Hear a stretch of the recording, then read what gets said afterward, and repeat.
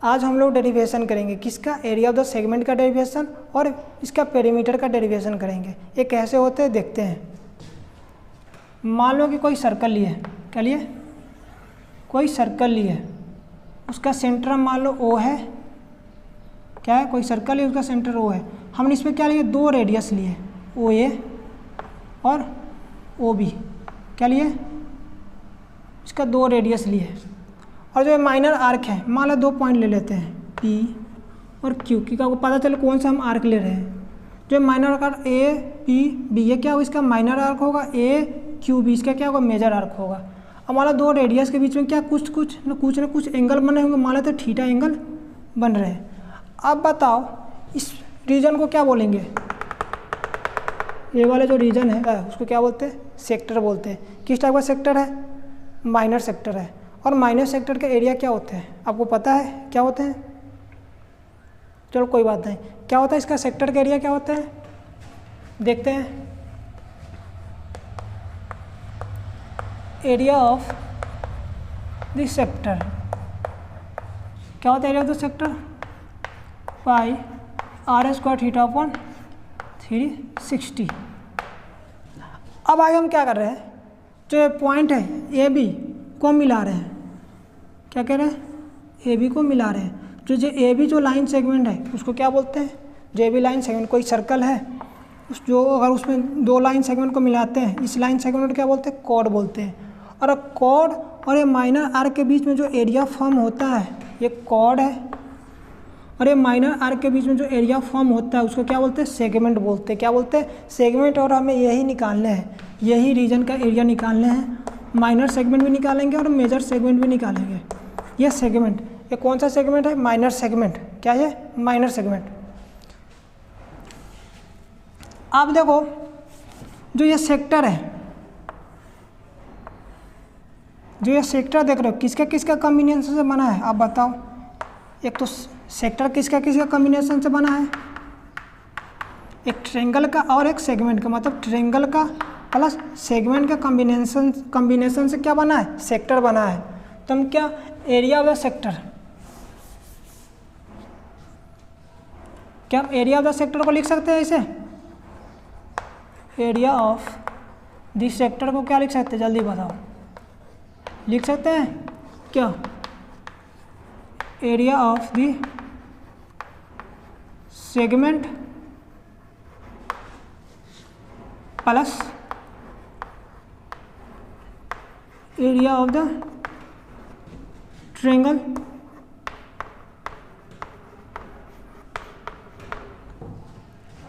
आप बताना। Area of the sector क्या है, पाई आर स्क्वायर थीटा अपॉन 360। अब area of the triangle plus का इधर आएगा तो क्या होगा, माइनस का, क्या होगा, माइनस का, minus area of the triangle. कहने का मतलब एरिया ऑफ द सेक्टर में अगर area of the triangle minus करेंगे तो क्या हो बचेगा, एरिया ऑफ द सेगमेंट। और हमें यही निकालने हैं, क्या निकालने हैं, एरिया ऑफ द सेगमेंट। या इसको हम ऐसे लिख सकते हैं, एरिया ऑफ द सेगमेंट क्या होगा, pi r square theta upon 360। मतलब सेक्टर का एरिया में क्या मानेंगे, एरिया ऑफ द ट्रायंगल, मतलब हाफ बेस इंटू हाइट। क्या, बेस इंटू हाइट। इसमें आपको बेस पता है, नहीं पता है ना, हाइट पता है।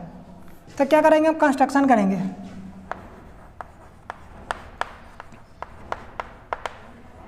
कंस्ट्रक्शन क्या किया, ओ इस पे क्या किया, परपेंडिकुलर ड्रॉ किए, किस पे, ए बी पे। नाम दे दो तो एम, एम हमने क्या किया, ड्रॉ किए। तो इस केस में क्या होगा, ओ एम कंस्ट्रक्शन में क्या किया, हम ड्रॉ किए क्या, ओ एम परपेंडिकुलर किस पे, ए बी पे। इस केस में क्या होगा, ए बी क्या होंगे, बेस कहलाएगा और ओ एम क्या कहलाएगा, हाइट। जो परपेंडिकुलर हाइट होता है उसको क्या बोलते हैं, परपेंडिकुलर जो भी है हाइट है। ये तो निकल गया। अब क्या हमको ए बी का लेंथ निकालना पड़ेगा। ए बी का लेंथ क्या है, हाँ ये वाला सर्कल का रेडियस क्या है, आर है। सर्कल का रेडियस क्या है, आर है। तो हमको क्या निकालना पड़ेगा, ए बी का हाइट, ए बी जो बेस है, और ओ एम हाइट का जो लेंथ निकालना पड़ेगा। हाइट और इसका बेस क्या होंगे, उसका वैल्यू वो निकालने पड़ेंगे। तो उससे पहले हमको क्या करना पड़ेगा, हाइट निकालने से पहले ये जो छोटा वाला ट्रायंगल है इसमें पहले क्या होता है, कॉन्ग्रुएंसी प्रूव करना पड़ेगा। कॉन्ग्रुएंसी प्रूव करने के बाद तब उसका हाइट और बेस निकालेंगे। Now in triangle AOM and triangle BOM, मतलब AOM BOM में क्या होगा, OA equal to OB, OA equal to OB। क्यों, सेमी सर्कल है और उसका रेडियस क्या है, सेम सर्कल का रेडियस क्या होता है, इक्वल होते हैं। तो क्या होगा, रेडिया ऑफ द सर्कल क्या है, सेम सर्कल। क्या रेडियस होता है, सेम सर्कल क्या होता है, इक्वल होते हैं। दूसरा OM क्या होगा, कॉमन होंगे। और angle AMO equal to angle BMO क्या हुआ, क्यों होंगे, दोनों क्या है 90 डिग्री है, होंगे। यहाँ तो आप देख लो पहले, कोई परेशानी तो बताओ आप। इसलिए क्या होंगे, दो ट्रायंगल क्या होंगे, बाई RHS से क्या होंगे, ट्रायंगल AOM कॉन्ग्रुएंस होंगे ट्रायंगल BOM के। क्या होंगे, ट्रायंगल AOM कॉन्ग्रुएंस होंगे ट्रायंगल BOM के, होंगे, ठीक है। इसलिए क्या होंगे, angle AOM equal to angle BOM किसके इक्वल होंगे, ये पूरा थीटा था तो आधा आधा हो जाएगा, तो क्या होगा थीटा बाई 2। और AM बराबर क्या होगा, BM, क्योंकि दोनों ट्रायंगल है तो दोनों इक्वल होंगे, क्यों, बाई CP CT से। अगर यहाँ तक आपको समझ में आया तो बताओ। अब हमको AM बराबर BM निकल गया और एंगल का भी पता चल गया, क्या, एंगल AOM। अब बताओ कोई ट्रायंगल में अगर हमको क्या हो, कोई ट्रायंगल में क्या होगा, राइट एंगल ट्रायंगल में अगर हमको उसका एंगल पता हो और एक साइड पता हो तो हम दो साइड आराम से निकाल सकते हैं। किसकी मदद से, बताओ किसकी मदद से निकाल सकते हैं, ट्रिग्नोमेट्री की मदद से हम निकाल सकते हैं। ये बात आप याद रखना। अगर कोई ट्रायंगल में अगर एक साइड हमें पता हो और उसका एंगल भी पता हो तो हम दो साइड आराम से निकाल सकते हैं। किसकी मदद से, ट्रिग्नोमेट्री की मदद से हम निकाल सकते हैं। तो वही हम निकालेंगे।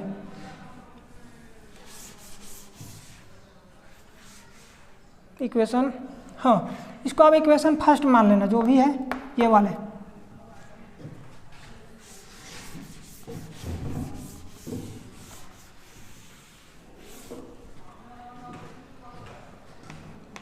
Now in triangle AOM, AOM क्या ऐसे ले रहे हैं, आपको साइड में लिख दे के बता रहे हैं। एंगल क्या है यहाँ पे, थीटा बाई 2 AOM, और आपको ये दिया रेडियस R दिया है।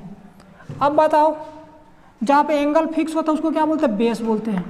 हम छोटा वाला ट्रायंगल ले रहे हैं। अब मैं समझना कि ये OM मतलब बेस ही होगा। मैं छोटा वाला ट्रायंगल जहाँ एंगल फिक्स हो बेस होता है, ये परपेंडिकुलर होगा।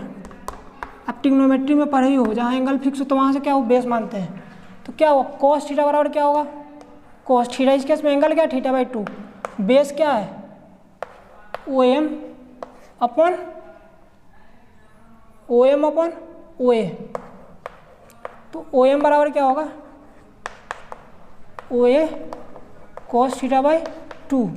तो OM बराबर क्या होगा, OA का वैल्यू क्या है, R cos थीटा बाई 2। उसी प्रकार साइन थीटा क्या होगा, परपेंडिकुलर मतलब AM अपॉन OA। तो AM क्या होगा, OA साइन थीटा, और ए एम किसके इक्वल है? ए एम क्या होगा? ओ ए मतलब आर थीटा बाई 2 होगा ना, एंगल थीटा बाई 2 है, आर साइन थीटा बाई 2, और ए एम और ए बी को हम क्या लिखेंगे? 2 टाइम्स ऑफ ए एम, मतलब ए बी क्या होगा?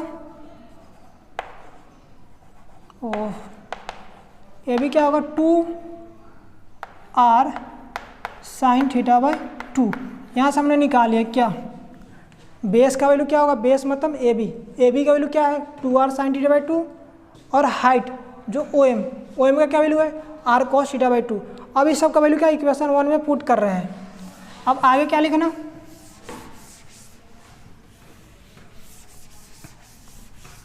आगे लिखना क्या? Putting the value of O M and A B in equation first. ये इक्वेशन फर्स्ट है, तो क्या होगा? Pi r square theta upon 360 minus 1/2। Base क्या है? ए बी, और ए बी का वैल्यू निकाले हैं क्या? 2 आर साइन थीटा बाई 2, और हाइट क्या है? R cos theta by 2। Pi r square theta upon 360 minus 1/2। R के साथ आर का मल्टीप्लाई क्या होगा? R square 2 sine theta by 2 into cos theta by 2।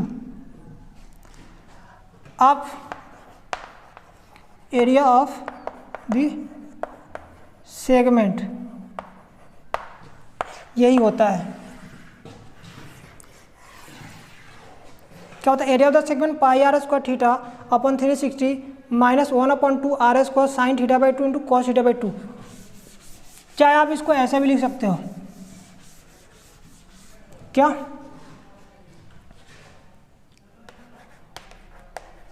Area of the segment. हो सकता है आपको दूसरा होता परेशानी ना हो, आप इसको ऐसे भी लिख सकते हो, pi r square theta upon 360 minus 1/2 r square. अब देखो एक फार्मूला था, आप 11th में जाओगे तो पढ़ोगे, क्या? साइन थीटा का फार्मूला होता है, क्या होता है? 2 sine theta by 2 into cos theta by 2। क्या होता है? 2 साइन थीटा बाई 2 और कॉस थीटा बाई 2 जगह क्या लिख सकते हैं? साइन थीटा भी लिख सकते हैं। तो 1/2 आर स्क्वायर क्या होगा? Sine theta. क्या होता है? 2 साइन थीटा बाई 2 और कॉस थीटा बाई 2 क्या होता है? ये आप ये भी यूज़ कर सकते हो और ये भी यूज़ कर सकते हो, आपको जो सही लगे आप यूज़ कर सकते हो। हाँ, आपने यहाँ तक तो हो गया। और ए बी का हमने वैल्यू क्या निकाले थे? 2 आर साइन थीटा बाई 2, ये तो निकाले थे। यहाँ तक समझ में? Area of the segment. अब इसका पेरीमीटर निकालते हैं।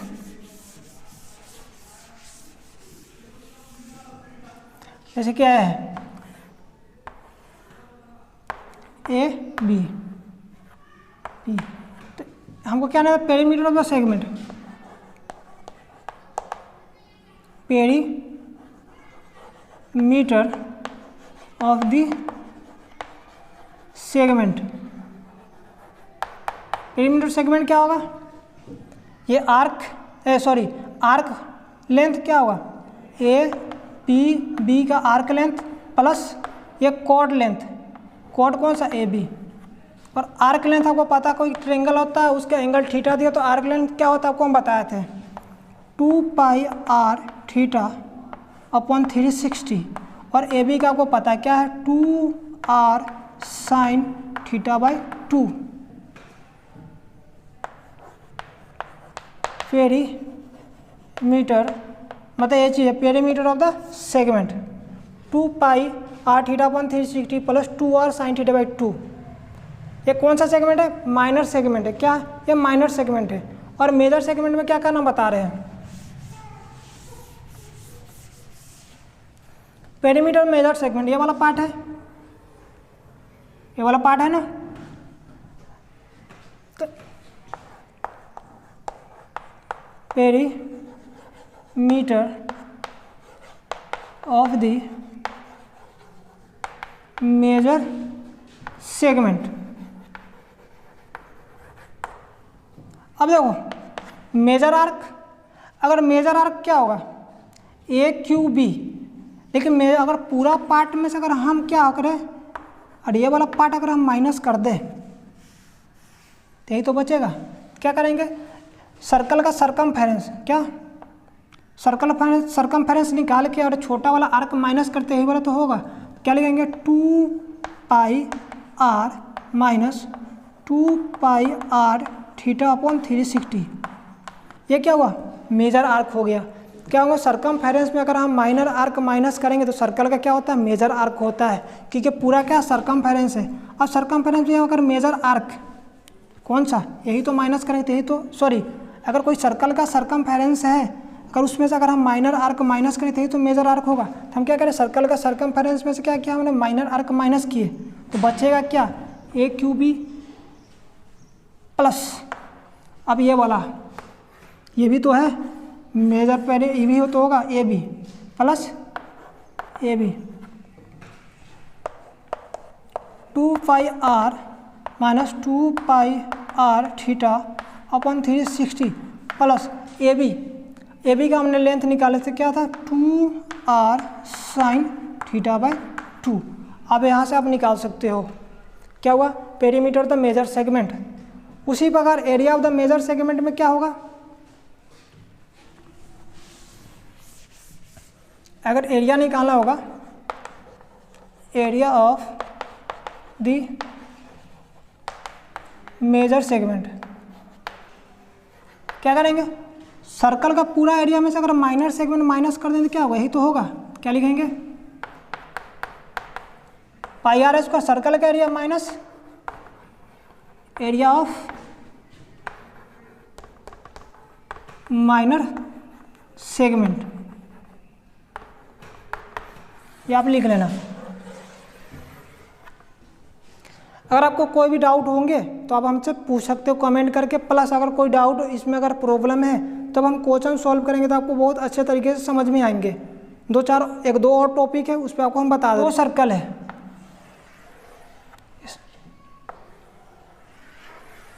ये मान लो स्मॉल सर्कल, ये बिगर सर्कल है जिसका रेडियस क्या है R1, इसका सेंटर मान लो O, दूसरा सर्कल का मान लो O डैश, और इसका मान लो क्या R1 रेडियस है, इसका R2 है। तो दोनों सर्कल का जो रेडियस का बीच, जो दोनों सर्कल का जो सेंटर के बीच का डिस्टेंस होगा क्या होगा, वो O डैश होंगे और किसके इक्वल होंगे, R1 प्लस R2। और जब दो सर्कल क्या हो एक्सटर्नली टच करे तो उसके जो सेंटर के बीच का डिस्टेंस क्या होता है, R1 प्लस R2। ये आप लिख लेना। और मान लो क्या कोई सर्कल है और वो इंटरनली टच कर रहा है,